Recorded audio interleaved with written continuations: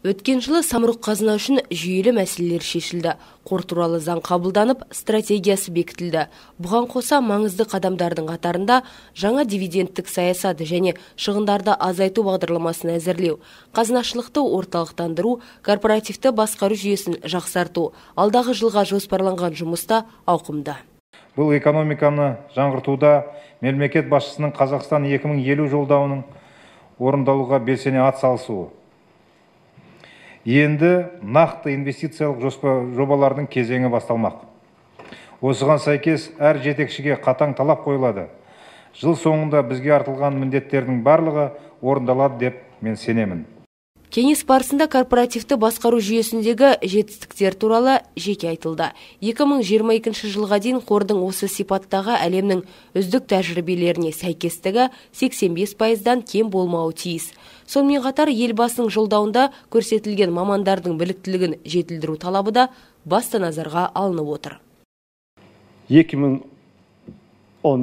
жылы біз тәуелсіз консультанттың көмегімен қордың өзінде және 8 компанияда корпоративтік басқару деңгейін бағаладық. Қордың өзіндегі корпоративтік басқару рейтингінің деңгейі шамамен 62 рейтингілік пункт. Бұл әрине үлкен жетістік. Солай емес пе? Күн тәртібіне қойылған келесі тақырып еншілес компаниялардың қызметі. Бұл жолы жаңадан қадам басып келе жатқан мекемелер басшыларына сөз берілді. Заңнама қызметі, жобаларды ұйымдастыру жағы, яғни нақты мәселелер қаралды. Ал үкімет басшысын толғандырғаны биылғы IPO-ға даярлық. Еске сала кетейік, жобаның қарлығашы Қазтрансойл болса, ендігі кезекте Кигок компаниясы. Дайындық өте жақсы. Қазір өзіміздің IPO-ға шығуға бағдарламалар жасап, рабочий группаны жасап қойдық. Ол қазір енді біздің консультанттардың бәрімен жұмыс істерін бәрін атқарып, енді былтырғы отчеттарды солар биыл актуализировать етеді, өйткені жыл бітті ғой, жаңадан отчет шықты. Енді биылғы жылға қалған мәселелер сол біздің акционер фонд самұрық қазынамен, соның правительствоның бір шешімдері керек. Сонымен біз дайын боламыз. Жоспарлап отқан май кезінде IPO-ға шығамыз.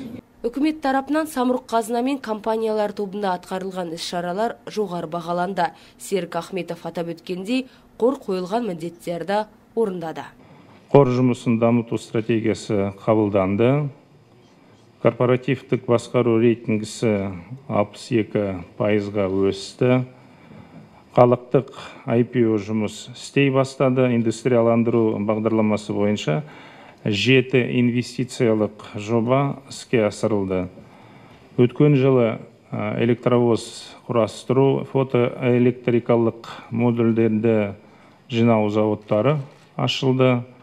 Бұлардың бәрі осы бағдарлама аясында салынған ірі өндірістер.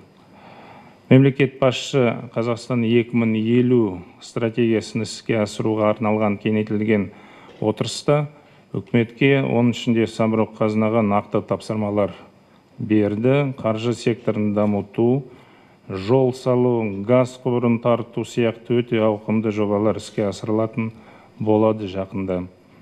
Елбасы тапсырмаларын сапалы әрі мерзімінде орындау қордың алдында тұрған ең басты міндет. Жиын нәтижесінде 2013 жылдың жоспары айқындалды. Біріншіден, компаниялардың ұзақ мерзімді құнын көтеру бойынша жұмысты жалғастыруға жет. Бұл орайда қаржылық тиімділік пен тұрақтылықты қамтамасыз ету аса маңызды. Екіншіден, кәсіби емес активтер одан әрі қысқартылуы тиіс. Келесі міндеттер отандық өнімді сатып алу көлемін ұлғайту, индустриялық инновациялық жобаларды іске асыру.